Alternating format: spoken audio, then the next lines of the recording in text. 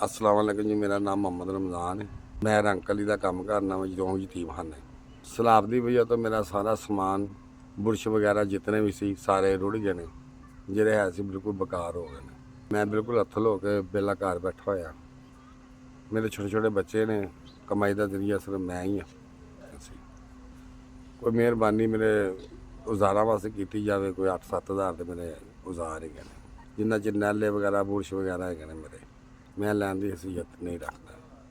मेरे ते मेहरबानी कर दिओ, मैं तुहाडे हक च दुआ करता रहां।